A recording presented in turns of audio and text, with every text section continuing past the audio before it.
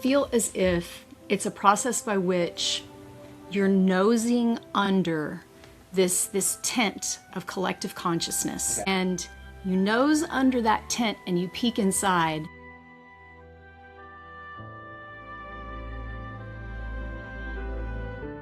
There's a word we use for children and then kind of forget about.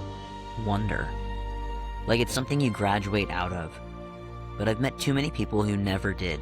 Scientists, artists, pastors, nurses, potters, people who went deep into something and found that the deeper they went, the more there was to wonder at. Turns out, wonder never stopped. We just stopped paying attention. I'm Keith's Miles-Wallace. This is Over the Moon. Prepare to be slightly undone.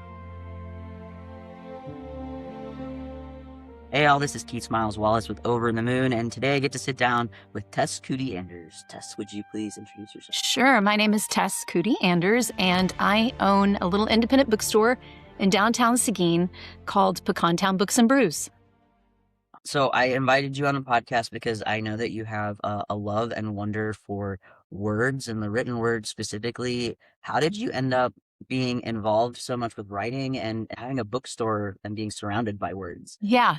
So the bookstore is kind of a bucket list thing, but words, reading, books, those have always been central to me and to my life. I think as a child, sometimes they were an escape from a difficult, I had a little bit of a difficult childhood. And so reading was a great escape. And it was the one thing that no matter what was happening in my family's life, my mom and I could connect on. And so, she introduced me to books at a very young age, very sophisticated books. I was reading things that maybe you probably shouldn't have been reading at a very young age, but I find myself coming back to those books again and again, and they mean different things to me. I understand them differently as I age, as I move through different phases in my own life. And so words and books were always a thing, so much so that, my sort of career path was journalism. So I started writing and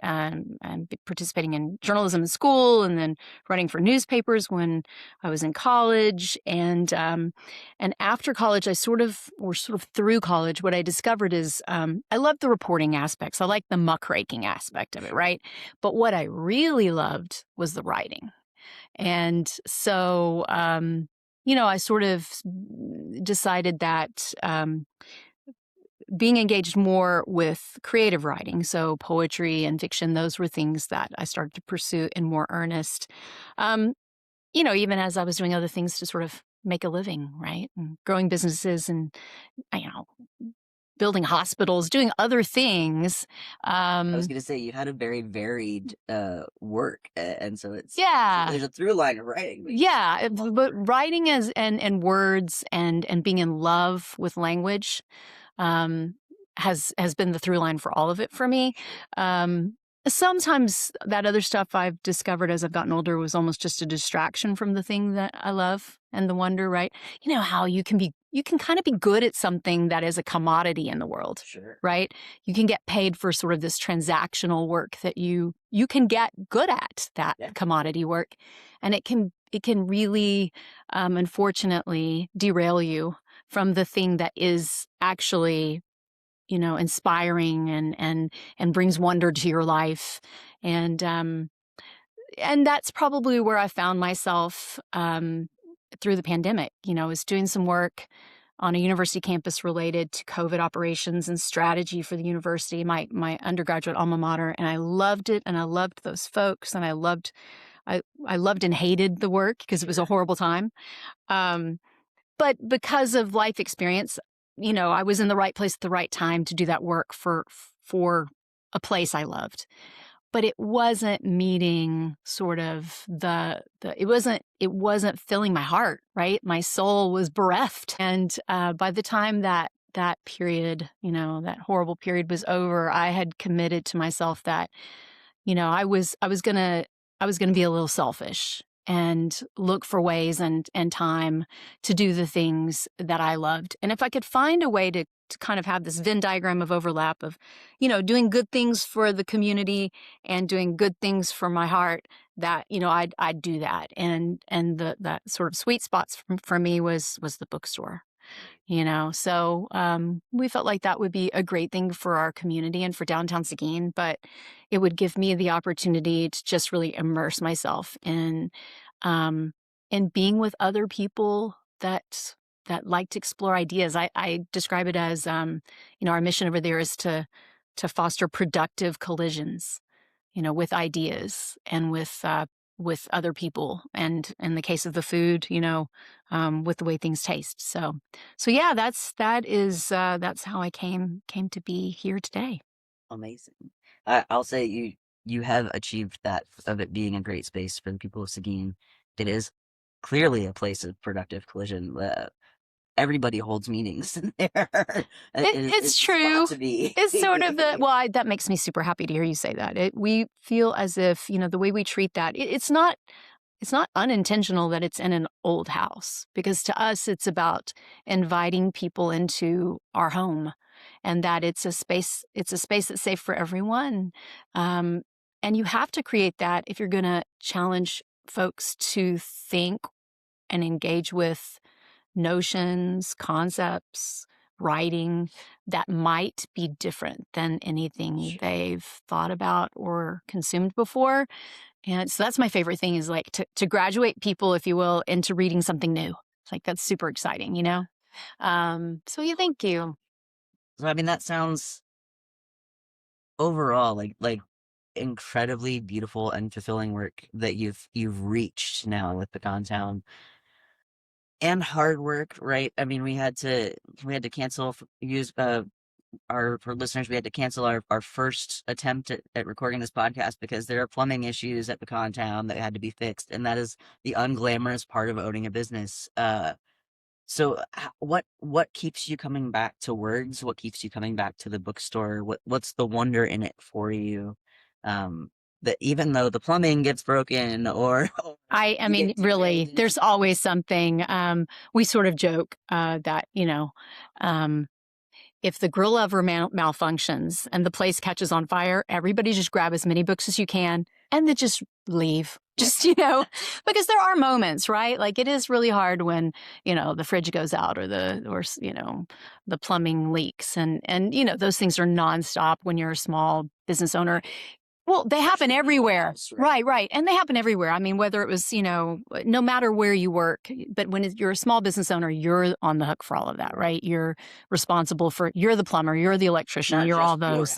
Right. There are people that count on, they need to come to work every day, right? Like, that's the other thing as a small business owner is you're no, because it's not just about me. It's about the people that count on those paychecks, right? So it's a big responsibility. It's not just a feel good thing for me, and that is challenging. I'll admit.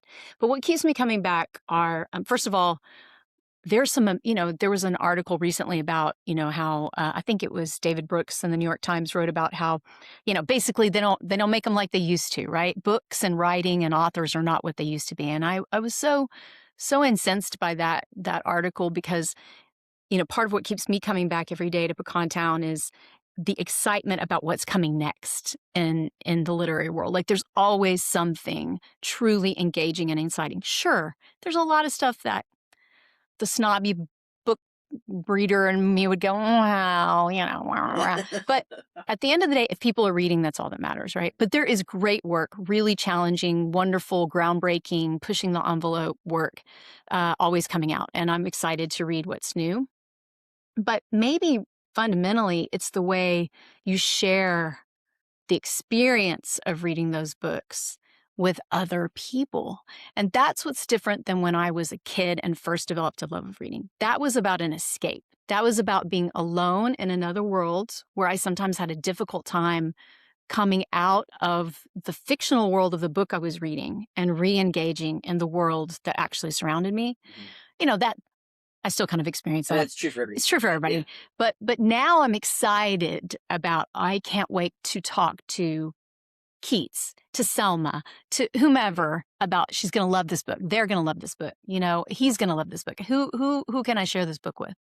And, I think that's what keeps me coming back. I will say it continues to be, part of what I did through that pandemic experience as well on the bucket list was I finished my MFA in creative writing with a focus in poetry.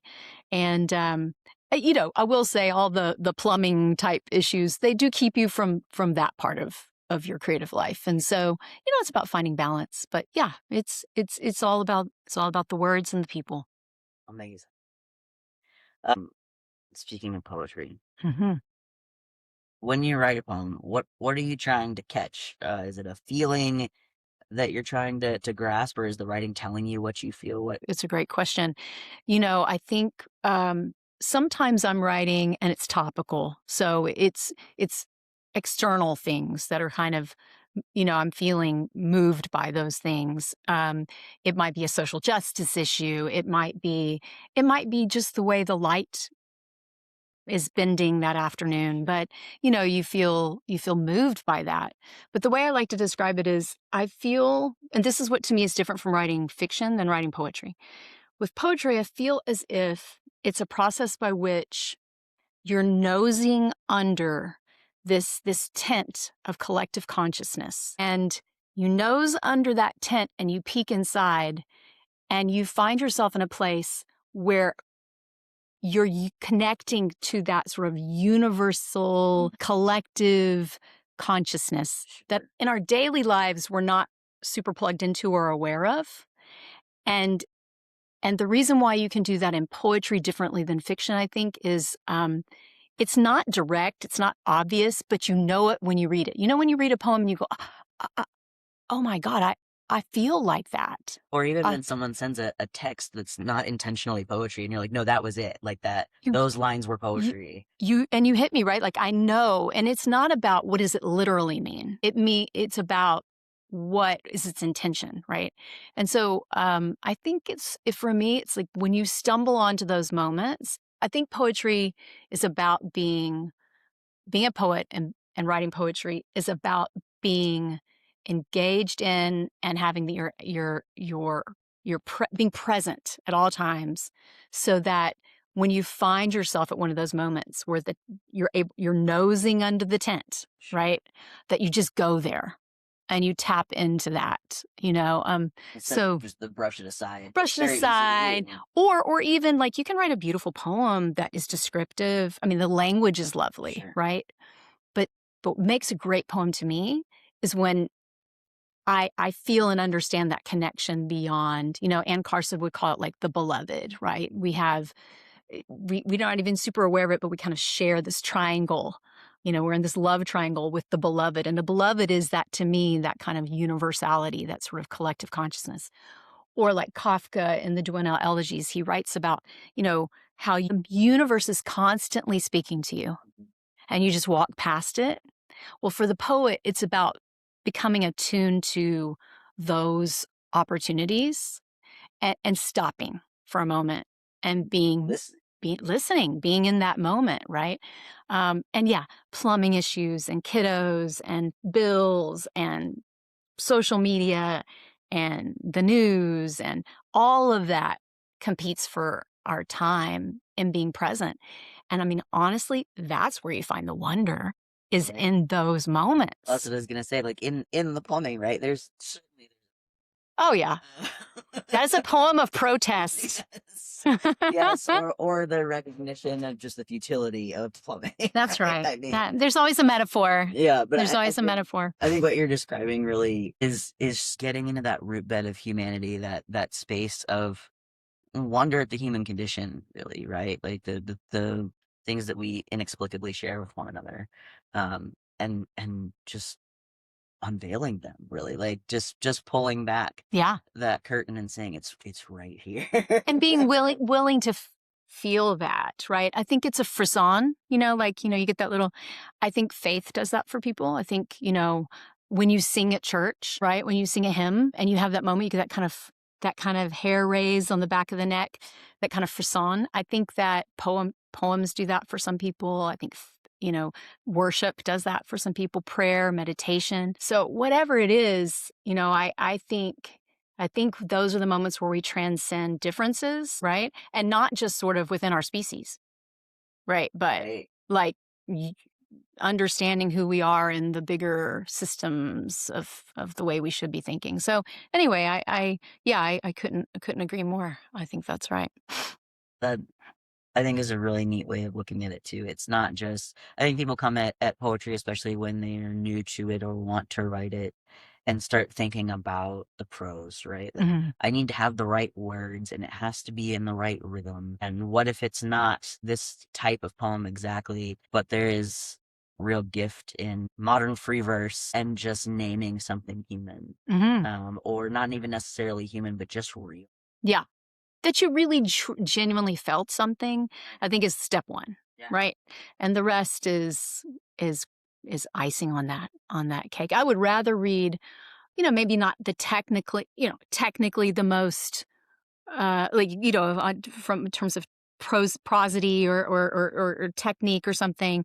I would much rather read a poem that comes from a genuine place of emotion and experience and maybe doesn't tick all those boxes than one that is technically beautiful, but I've used the word bereft twice now, but is sort of it's bereft, right? Like there's no emotion, there's nothing real there. It's an exercise.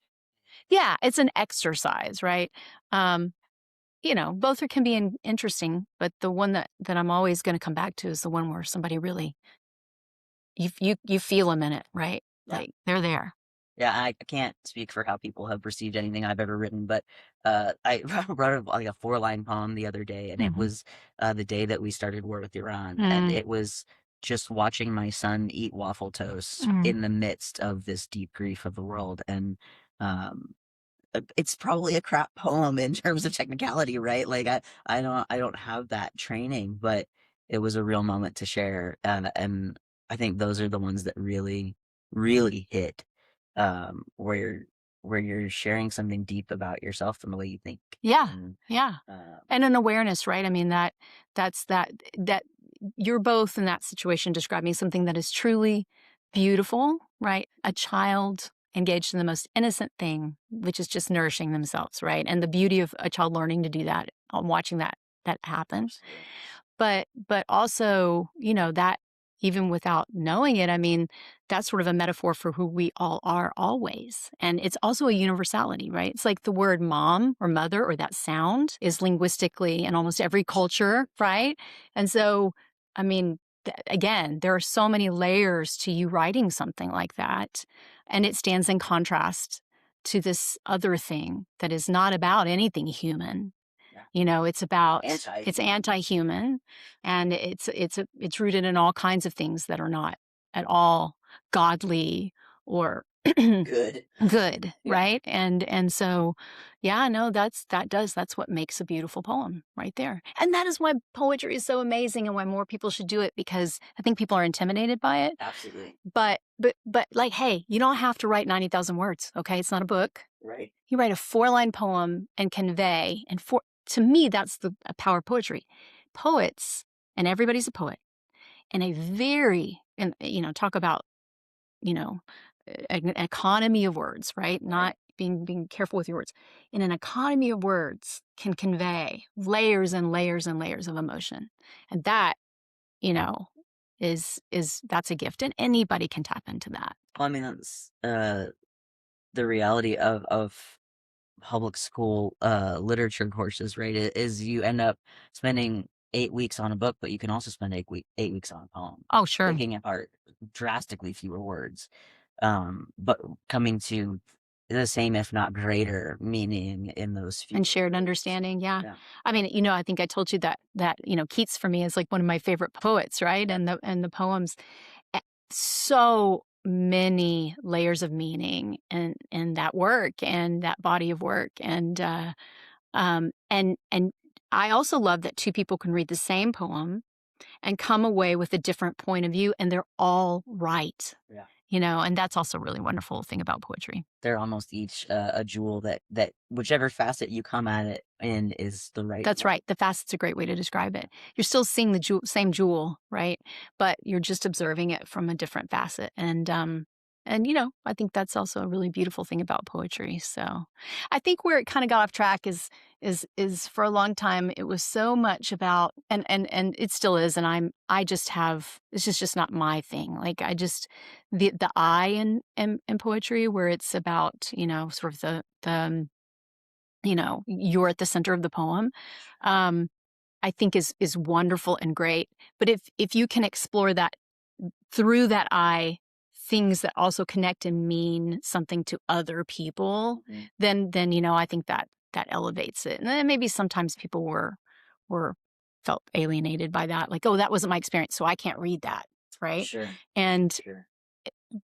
if you look a little deeper, there's something in there for everybody, right? So I mean, if we're truly sharing experiences that are either human or universal, right. there's something. There's something for everybody in that. Yeah, I think so. Amazing. Hmm. What is a moment that changed everything? Wow. I mean, at my age, there are a lot of them, right? Yeah. Yeah. But I mean, I would say recently a moment that changed everything was the birth of our first grandchild, I bet. right? Like, so I'm an incredibly young grandmother. Let's put that out there right now. I can't tell you how young No, but no, fabulous. yeah. No, my oldest son and his partner had their first child 6 months ago, and while that was also a moment that changed everything for me, you know, 28 years ago, um, it's so true that being able to have just one step removed from that changes your perspective on what it means to have a baby in your life. But also with just the world such as it is, right? It's a strange time to have. It's a strange time. Life. Yeah, yeah. And we without going into too much nitty-gritty because it's their story, but there was a lot of concern before he was born about his health and how things were going to go, um and so it was just this moment where like the record scratch stop moment, right? Yeah. And you start to really evaluate what matters, and who do I want to be in the world, and how do I want to be there and show up for this little life. And so yeah, that's brought a new perspective to my sense of urgency about some things. So That makes yeah, sense. yeah. Yeah, I think it's being a new parent myself. It's a moment when a new life comes into the world that is wondrous in and of itself, but also a wondering in your life of a lot of things. Mm-hmm. And exactly as you said, who do you want to be for this person? They're going to be alive for a long time, we hope. Mm-hmm. And who you are in their lives matters Mm-hmm. deeply. And figuring that out early is a strange thing to do. And you won't. And here's the Yeah. thing: you will not fully figure it out, right? Like It's an on the it's way. and it's going to shift and change, and you're going to mess up. And you have to be gentle with yourself. And I think at the end of the day, the one thing I've learned is that the best thing I can do is to show my kids what it means to be a fully engaged human, not just their mother, Sure. right? Yeah, there's somebody wrote a book recently, some influencer or something, about like the 3-hour mom. Like, I only need to spend 3 hours a day with my kid. That's enough because I go do all these other things, and I'm showing them I'm making myself happy. I think that's the premise of the Sure. book. And I so resist that sort of packaging of the experience, right? Um, a- and I also feel like we should resist this notion of like, well, the best thing I can do for my kid is just go make myself happy. It's let's be honest. Sure. That's only half. That's only, yeah. If that. It's, yeah. I mean, so it is showing them that you're going to take care of yourself, though, in all the ways that all the way that matter, including your creative life, right? My middle son is a filmmaker, and he's the one who will call me now daily, weekly, and say, "Have you been writing today?" Or we have some work that we're doing together, and I'll say, "Yeah, I can do that till this time, but I'd like to write, after that." And he's like, "Oh, well, then we're not going to do it today, so that you can go write." So, that that's a gift, right? What makes me most happy about that is that means he's protecting his creative life, and that makes me incredibly happy as a mom. Yeah, it's amazing that you have been able to raise children who speak in the same creative language. At least one of them anyway, At but least yeah. one, but Uh-huh. that's a unique thing. That your offspring can speak back at you in the same way. Yeah, or at least respect it, I think they all have that respect for what it means to be creative and to produce whatever that looks like for who you are, right? Right. Everybody's different. Right. Right. All right. I know you're a big Jane Austen fan. I am a Jane Austen fan. I wasn't for a long time, but I've come to appreciate her more. Yeah. Her work has stayed alive for over 200 years. Mhm. What do you think that she understands about humans that keeps people coming back over and over, or that captured you when you weren't a fan? Yeah, I think I reduced her when I was younger to, I really just saw it as like, maybe I wasn't appreciating the context of the times and her writing as much, but, I was not as interested in reading about, women capitulating to institutions or what I saw as like a capitulation to an institution, right? That's the surface. Yeah, yeah. In reality, was, spending a little more time in a more scholarly approach to Austen, what I realized is just how incredibly disruptive she was, not only in her own right as an author and as a woman writing in that period, but if you read her work closely, and I think like Northanger Abbey, for example, is one of the most disruptive works. And so, yeah, I think if you approach her with a little more um, um, open-mindedness and really reading between the lines and contextually, for her times, um, she's really fascinating. But I also think some of the themes have endured, right? Just this idea of enemies to lovers, Sure. right? It's like a fun trope. The most common trope. Right, out right, there. right. Is a fun trope. There's always a bumbling fool who's funny and brings comic relief. So even just as just a work of fiction, it's entertaining and often I really enjoy sort of an underdog story. And so, the sort of disenfranchised young woman is always interesting. Like I loved Jane Eyre as a kid. Like now I realize Mr. Rochester was an asshole, but, but Rito, your experience with the work changes as you grow older. But, Right. yeah, no, I think she endures because, her themes are still relevant. And it was a beautiful period, that we've romanticized, and so people are finding it again. And I think that there's as romance and fantasy has taken off as genres, current contemporary romance and fantasy, I'll often encourage people who haven't read her to read Jane Austen, and they'll come back and say, "Wow, that was." I see now where this storyline came from, right? I think people don't realize movies like Clueless, right, are fully built on a Jane Austen back, right? Reimagining. So anyway, yeah, I think she endures because the themes are still relevant. But what keeps her relevant as a piece of literature is that she was actually writing and working a little deeper than what the surface would suggest. Absolutely. Hmm. That's what makes it literature, Right. as opposed to just a great book. Fair enough. Hmm. What is a book that absolutely stopped you in your tracks? Well, contemporary, I talked to my literary, yeah, yeah. I mean, I can't, I could go on forever. But one that I've been recommending to people that I actually read, it's been a couple of years now, but I reread it. I reread it every 6 months or so, is The Vaster Wilds by Lauren Groff. Okay. And it's the story of, it's set in Jamestown. It's the story of an indentured servant that was brought against her will to America and to the colony. And she escapes the colony after something really horrific happens. And it's her journey across the wilds of America toward Canada, where she believes that there is a French colony that she could escape into. And so there's this sort of adventure story. But it's almost all interior because it's just her by herself. And then she bumps up against, occasionally she'll bump up against another human, an indigenous tribe, a hermit. But it's her and nature and her journey, and it's hard. And the whole thing is her grappling with and coming to a new understanding of her relationship to nature and God, which was different than what she was raised to believe in the context of a church. And I won't say that it's, like has the happiest ending, but it does have a happy ending in another way. Books don't make me cry all that often because I'm engaging with them a little more intellectually, but this is just such a gripping emotional tale. And more than that, Lauren Groff wrote the thing. It's just like one extended prose poem. It's absolutely beautifully written, gorgeously written. And she has a conversation with God throughout the thing that's really, really cool. So anyway, The Vaster Wilds by Lauren Groff, highly recommend. Yeah, you have to check it out. It's really, it's a great book.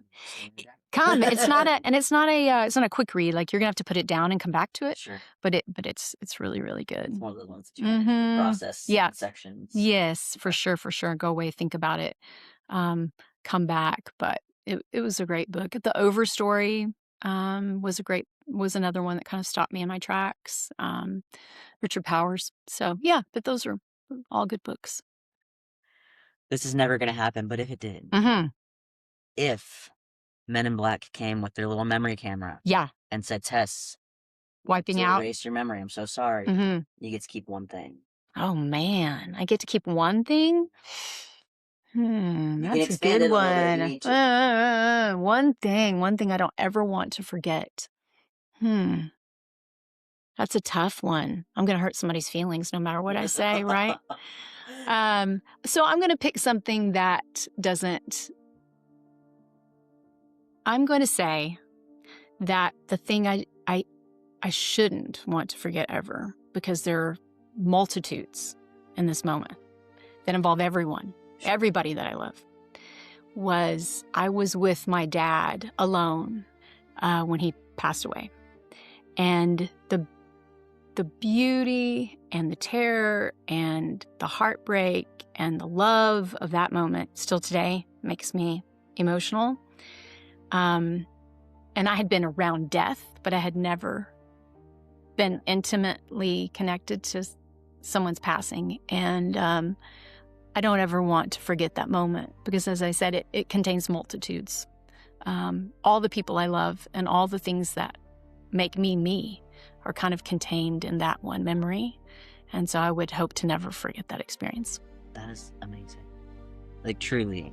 I expect people to say my family or a kind of a quick answer, but you have a specific moment that contains all that for you is incredible. Yeah, I think it all went, so anyway, leave it at that. It is a great and beautiful gift to steward someone on their next journey and whatever afterlife there is. Yeah. So. And I did. I felt incredibly, it was such a gift that, because he clearly had been waiting, right? Sure. I think as people do. I know this from work in healthcare, that often people will wait until they've had a chance to tell everybody goodbye, everybody to come, right? Everybody say goodbye. Absolutely. And he just needed to know it was okay at that moment. And to have been the person there beside him who could tell him that and he feel released was truly a gift. But yeah, those are those little moments where you're nosing under that tent, right, and connecting to something that's all of us. Yeah, you're seeing more than is normally apparent. Yeah, those liminal spaces. All the liminal spaces, like the universe is right there in that person's last breath. I think those are those wonder moments too, where you don't understand what's happening necessarily, right? Like, we don't know what actually happens when someone dies. We have no idea. Mm-hmm. We can explain biological processes. We can explain our belief in our faith, but we don't know with so true any certainty. And so I think those are those moments, any of the liminal spaces, but especially the life and death ones, are huge, and the ones that we process for a very long time. So they don't feel quite as like awe-inspiring because they're much deeper, I think, with more gravitas. But where you're just having to release someone into the literal unknown. Yeah, I mean, so much is going on there. Yeah, you're 100% right. And it's just, that whatever your faith or your association with faith, and I don't mean a faith, but just Sure. faith, right? I mean, that's the moment where that is all being confronted, right? And especially when it's someone that you love and who's loved you.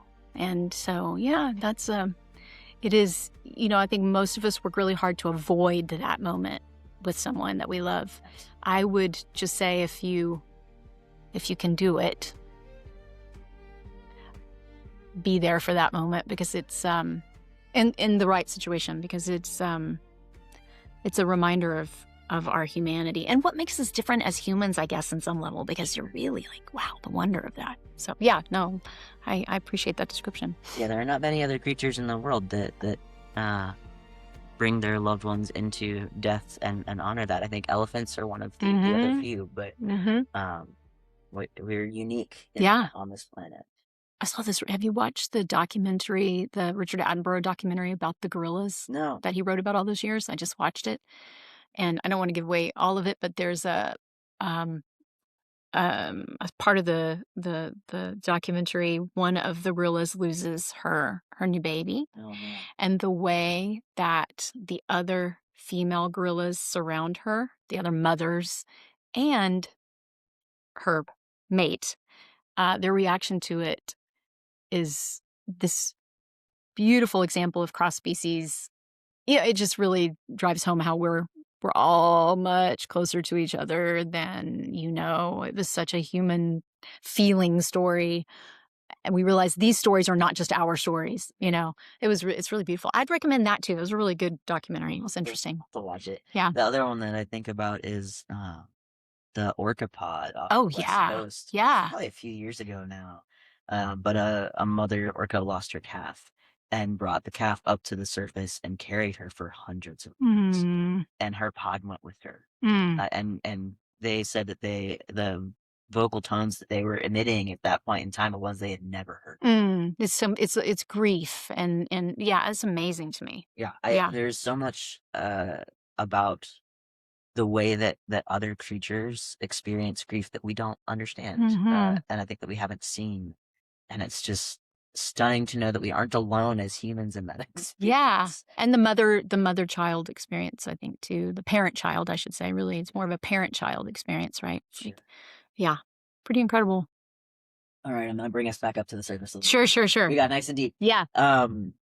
What can a bookstore do that just buying books online can't?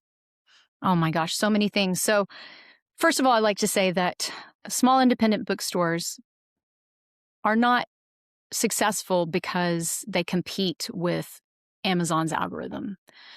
They're successful because they're providing an experience rather than a commodity. Sure. And so what we can do is we can curate, right? So you get the benefit of a human curating rather than an algorithm curating. We can convene, so we can bring people together, whether that's around a specific topic, a book, a sandwich, right? Whatever, but convening people physically, right? We're not keeping people in their digital silos, right? We're convening people to have those productive collisions. And so, that convening and that curation, I think, is what a small bookstore can do in a way that, no online bookseller, or frankly, even like a really large chain bookstore can do. They have a business obligation not to curate, right? To just pack everything they can in. And then it's very difficult to convene there. I mean, you can have, obviously, for authors, going to a big bookseller is important because it can have a bigger audience, and I think that's great. But it's less likely to be the center of a community's, activities than a small bookstores do that for communities at large, but also micro communities, right? And so I think those are things that we can do. And if you've been to one small independent bookstore, you've been to one small independent bookstore. Whether it's Bookwoman in Austin or Nowhere Books in San Antonio or The Twig, those are 3 bookstores, all have a different vibe, a different experience, and their shelves are curated differently. And I really love that about small bookstores. It's been very convenient for me because I walked into Pecantown for one of the first times, at least, and realized in the curation of books that you have there pretty quickly, oh, whoever is doing the curating here, I imagine probably you, has a very similar mind to me of interest. And so I can trust that even if I haven't read something, it's likely I will find it interesting Mm-hmm. Mm-hmm. because of that curation. And so I think that's really important. I also think it's important. It is important for authors to get into the big bookstores to have the larger audience. However, if you can get into a small bookstore that is curating your type of work, Mm-hmm. you are more likely to be seen in that place by people who want to read your work than you will in a big floating bookstore of 1,000 islands, right? Yeah, Um, I think that's right. And I look as a writer myself, who do you most want to connect with? I most want to connect with someone who feels moved by, entertained by, engaged with what I've written. right. And you really get to do that in an intimate bookstore reading or signing experience like Pecantown, even if, 30, 40 people is a big group for Sure. us because the space is small. Um, but it's easy to spend 2 or 3 hours with 30 or 40 people hearing and listening to what they think about your book, about what they read on page 223, you know? This line, what you Yeah. said is, Yeah, yeah, yeah. And like, what a kick that is for an author or a poet to hear. and I think a space where an author or a poet gets to experience more wonder, right? True. Inspiration, Well, feedback. exactly, Yeah. and there's this experience, I think, of wonder sharing, right? Like you experience something inspiring, so you write about it, and then someone reads that, and then they experience their own wonder that they can pour back into you. And so, as it keeps going and going and going, it's this never-ending wonder, Yeah. I think inspired that's by right. one thing. I think that's right. There's a Texas author. His name is James Wade. I think he's just a fantastic writer. He won some awards recently for his books, and he comes to Pecantown pretty frequently. And he always leaves saying to me, um, "I just feel so reinvigorated Mm, after I come here and interact with readers at the store." And I think people don't, well, probably people do know. Writers are like, it's just, you're constantly insecure, yeah, right? I mean, you're constantly like, oh, I'm not good enough. It doesn't it's the matter. bane of every maker, Right, right. right? I'm just, oh, and there's just something about that kind of connection, where you walk away like, oh, I can do this. I can do this. I can do this again, Yeah. okay, and I think I hear that quite a bit from folks who do come spend time in a small environment like that. It's about more than, you gave them your signature. Oh, absolutely. Yeah. And I think it's worth it if even one person is noting something that you wrote, and even more so if it's something you didn't intend, right? You wrote something and it hit someone in a way that you had no idea that was Love gonna that. happen, Yeah. and you're like, wow, well, cool. If I can do that, then I Yeah. want to do it again. Yeah. What else might come out of this that I don't intend but is good? I think you're 100% right about that. There's an author named Andrew Porter. He actually teaches at Trinity University, and he has a book called The Disappeared that's getting a ton of good press, and he writes short stories as well as fiction.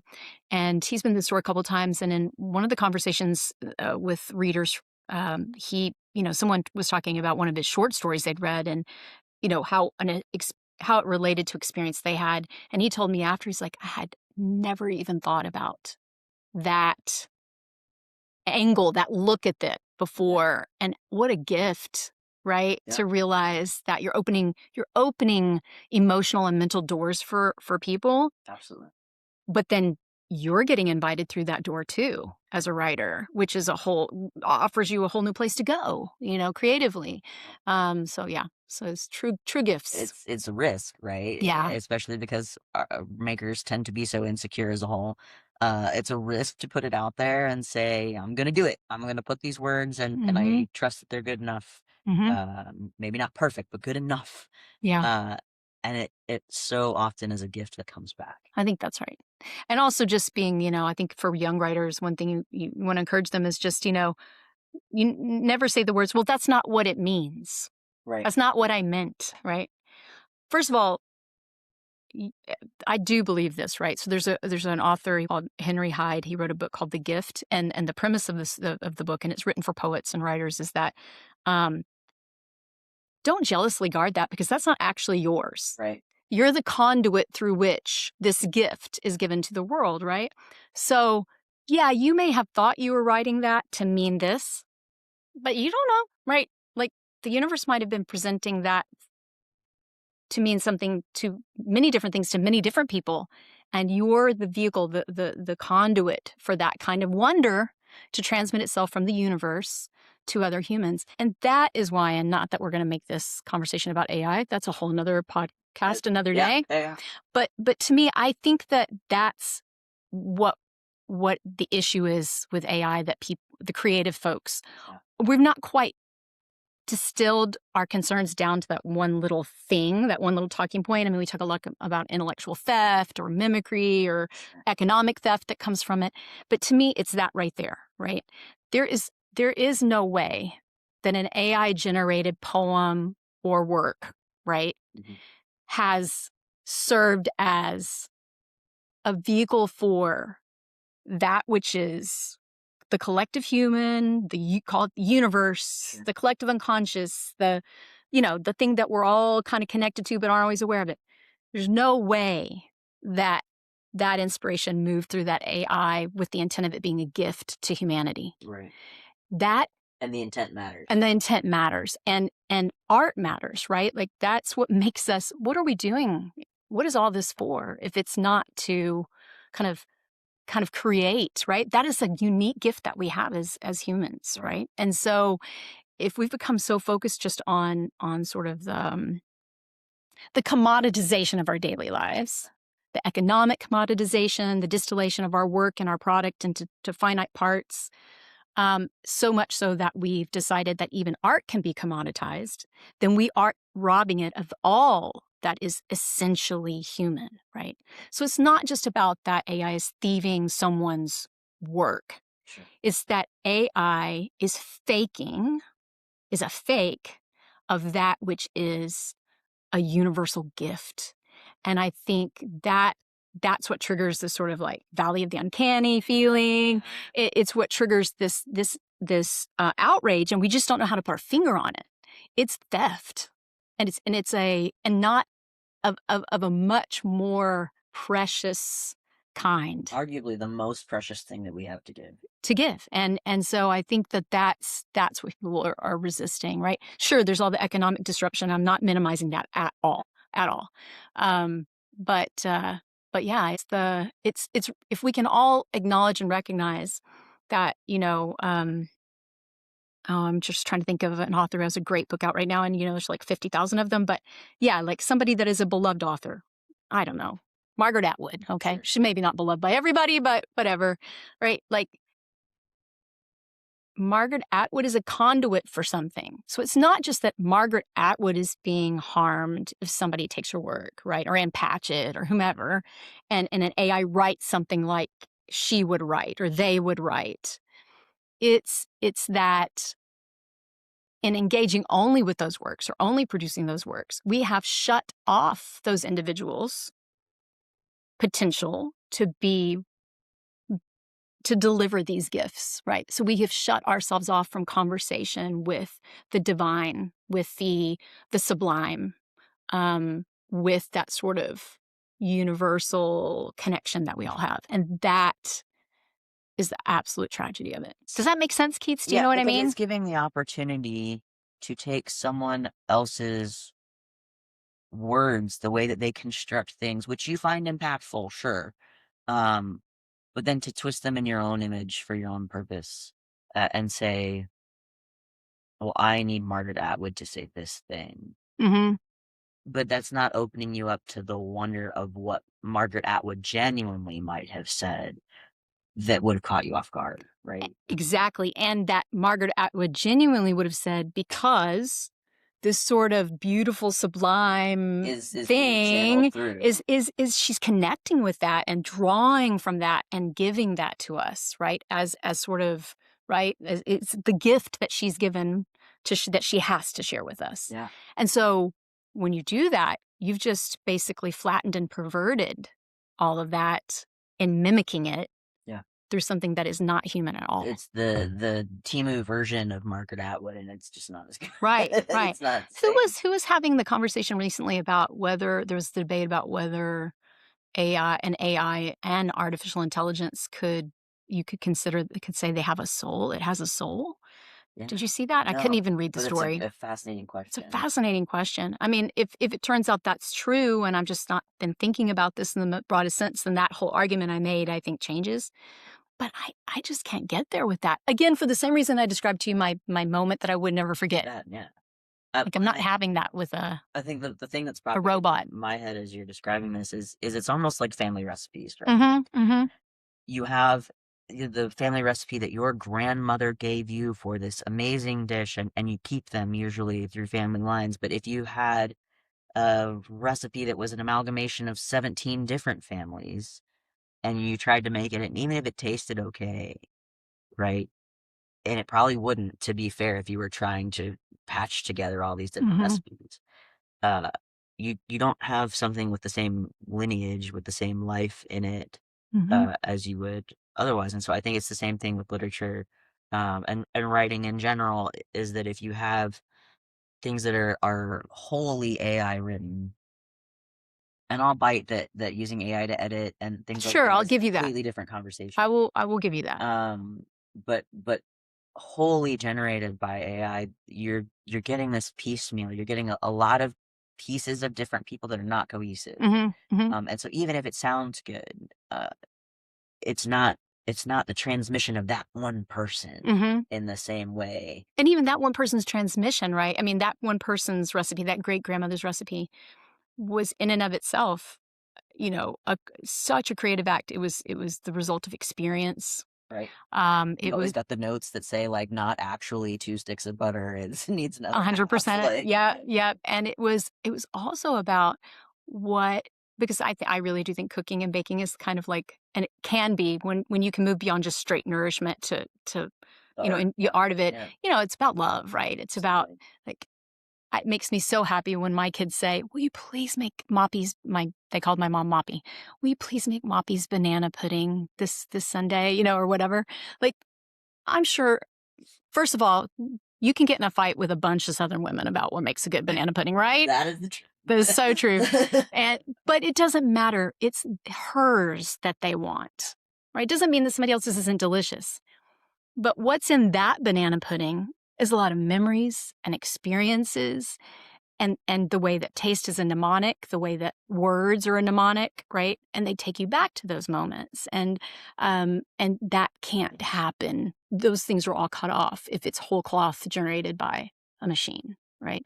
I'm not anti-AI. I see their way. Like, for example, it's great for me at pulling a report or putting together a spreadsheet, right? Like, I'm not saying that it doesn't have its function and its purpose as a tool, but not to me in anything creative. Yeah. Yeah. So anyway, I got us off topic on that. I'm sorry. No, But I do feel like it's the thing that could quash wonder. well, and that's what I was thinking too. Is when you have that recipe, when you have that author. I love that analogy, by the way. I think it's really, I'm going to steal that analogy. It's really good. Please do. Mhm. It's not from AI, it's from us, right?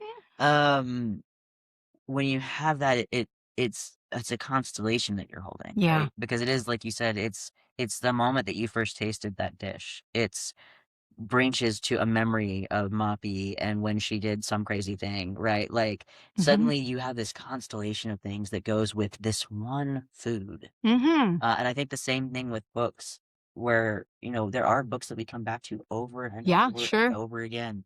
And they remind us of when we first read them, or an experience that we had with that author, or whatever it may be. And so it it runs a through line in a different way than I think AI can ever really create. I think that's 100% right. There's just so much human, and there's so much messiness to being human that's caught up in that creative act that, my bold prediction is that, we're fussing about it now, but I think that if anything, that which is created by humans will just become more valuable, Yeah. and we'll treasure it more. And so maybe in some ways, once we get past all of this, um, maybe we'll arrive at a place where we begin to value human creation more than we have now. Hopefully. Hopefully. Yeah, it seems like That is the question we're asking right now, and I think it's a wonder question as well, because I think wonder is inherently tied to our humanity and the way we experience it. But what is human, and what is the experience of wonder? Um, which makes Ano- this a duly importantly timed podcast. Absolutely. And another documentary to watch. Have you watched the Ralph Waldo Emerson? No.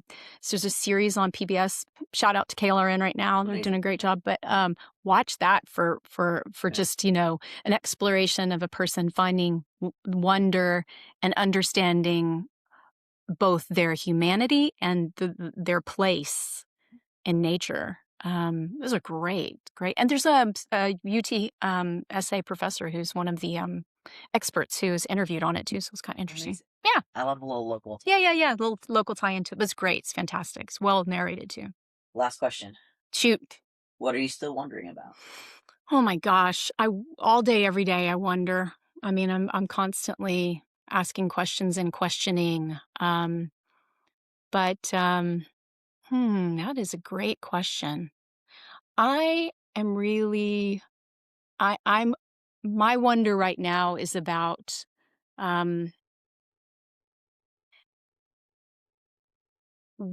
it's a big question for all of us, right? Like for humanity. And then I think about it in terms of the people in my immediate circle.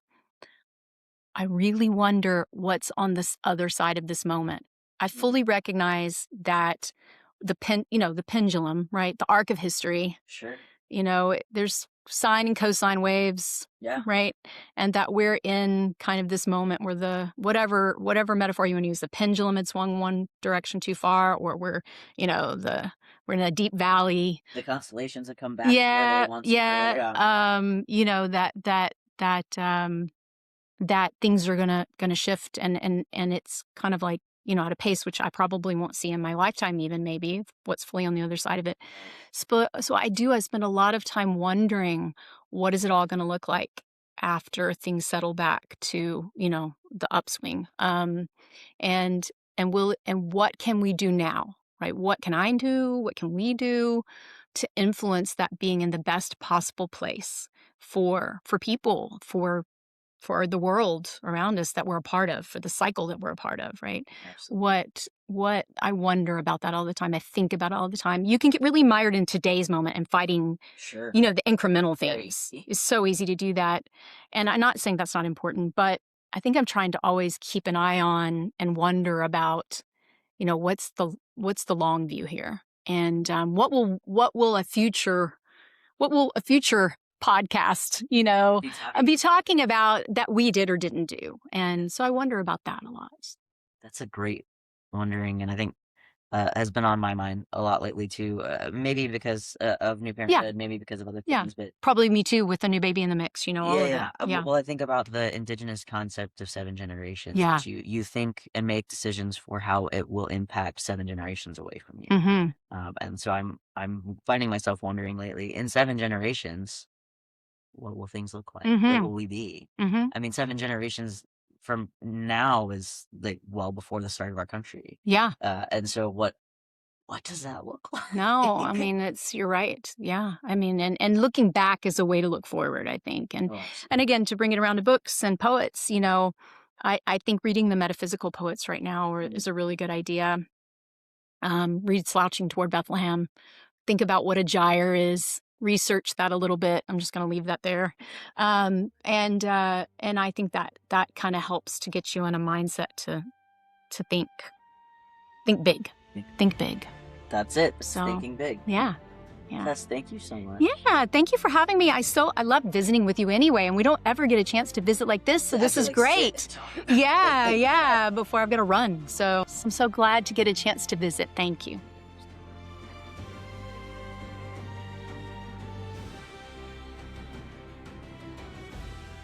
Don't jealously guard that, because that's not actually yours. Right. You're the conduit through which this gift is given to the world.